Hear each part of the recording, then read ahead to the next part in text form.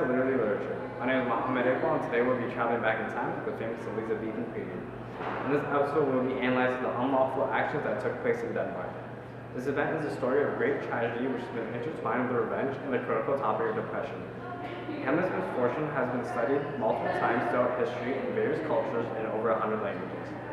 However, the eventful life of this young man has many more questions than answers, leaving us wanting to know more.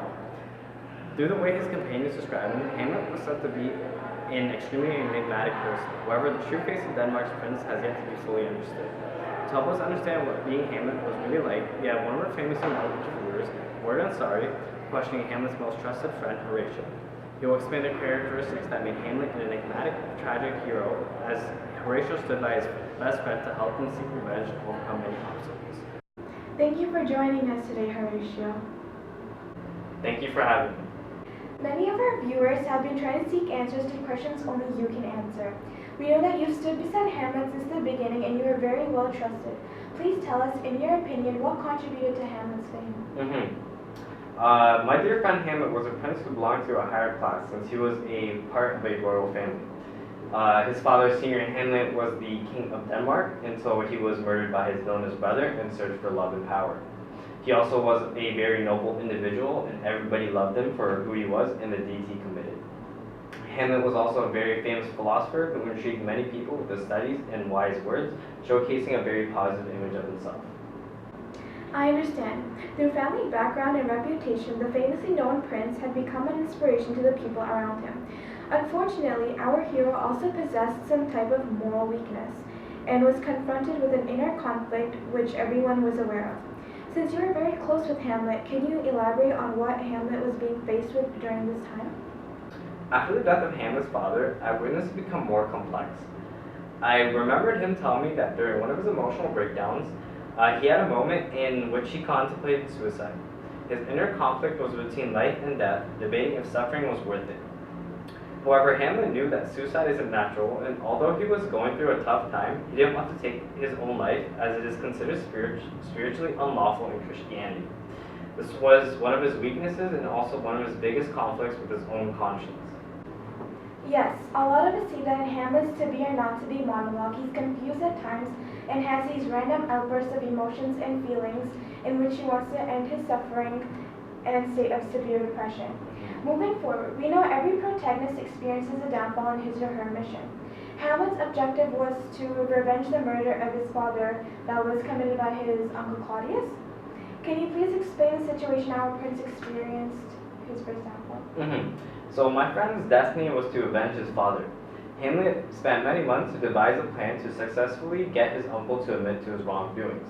This is why he wanted a group of actors to perform a play which resembled these same events that happened in his life. The day of the performance, Hamlet went to his mother's bedroom. They had a huge argument because she did not believe Claudius, her husband, could have committed this deed. At that time, Claudius was hiding behind the curtain, and he witnessed the argument between Hamlet and Gertrude and wanted to help. During this, Hamlet drew a sword and stabbed Claudius, thinking it was his uncle Claudius. This led to Hamlet's first downfall on his mission, realizing that he had murdered an innocent human being and knowing it is a sin to take someone's life. However, his madness made it look like he didn't care as he proceeded with his duty. Yes, I understand. We see Hamlet pretending to be a part of a madness that is consuming and changing him. As we all question how long someone can pretend to be mad for until it becomes a part of their own insanity, and this is exactly what happens to Hamlet. We see how the murder of Polonius by his own hands does not faze him at all. Yes, indeed. Okay, now moving on. The friendship you and Hamlet shared portrayed a gracious amount of respect, trust, and devotion. We are incredibly sorry for your loss and hope Hamlet rests in peace. However, do you think he gained tranquility before he passed away? Thank you. As his closest friend, I really hope he did. However, when thinking about his final moments, I believe he achieved everything he wanted to.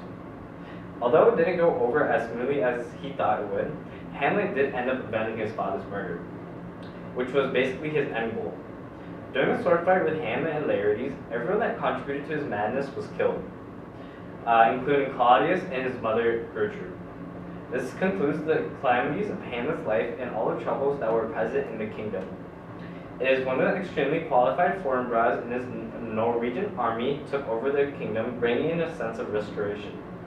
After Fortinbras became king, he made sure to give Hamlet a proper funeral in memory of his struggles and his passion to find tranquility through the revenge of his father. So I really do believe my friend Hamlet died in peace. I hope you're right about him finding peace. He did go through a rough road in his life and it was spiraling out of control. He deserves to obtain relief in his final moments. If you don't mind, we have one more question left for you. No, please ask. Do you think Ophelia's death was important to Hamlet? If so, why? Yes, I believe this moment was quite important for Hamlet. I was with him when Ophelia's older brother Laertes, the priest, and the king and queen arrived to the grave. We did not know what was going on until we overheard Laertes' emotional outburst as he spoke into his sister's grave. Hamlet came out of the hiding to pay his respect for a woman that he once loved so much. He argued with Laertes for a while and also let out his deep feelings and compared them to Laertes. Just by the look on Hamlet's face, I knew he was very upset and disappointed knowing that it was his fault that Ophelia took her own life. Some people resort to suicide when they lose a parent or guardian since the concept of kinship isn't there anymore. And it is also incredibly devastating, especially since Ophelia was still quite young. This spirals a person into severe depression and other mental health issues. Yes, I would agree with you. This was a very important discovery for Hamlet, as he sees the effects of his own mistakes being foreshadowed upon someone he loved. Okay, well, that's all we have for today. Thank you for joining us, Horatio. It was a pleasure having you, and we appreciate you taking time out of your busy day to come to our show and share some insight on your personal experience with Hamlet. For giving me this opportunity to share my experience with people around the world. I only hope for the best for all of you. Well, that is it for today, guys. Now I'll be taking you back to Muhammad, who will be concluding the show. So today we had an amazing guest speaker, Horatio, who shared his thoughts about his best friend and a very tragic hero named Hamlet. He unraveled the incidents that happened in Hamlet's life, including the family in which he was born, into bringing him fame and attention, the villainous deeds committed by his uncle Claudius, and the brilliant plan that he composed of.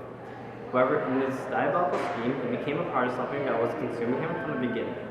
At times, he was emphasizing his own thoughts and feelings as fragments of his own character started to crumble away, which pertains to an inner conflict. You see this when he accidentally murders Polonius, the father of 2 children, and felt no emotion toward the sin he committed, which resulted in his first downfall. He later discovered that the woman he once loved had rid herself from this world due to his own actions. Nonetheless, our hero successfully achieved peace by avenging his father, while losing many of his close friends and family in the process. His demise was a part of a fate that he could not have escaped. There you have it, guys, a memorable experience and astonishing story that was revealed live at our show. Tune in next week for another episode of Literary Literature. Take care of yourself and have a good day.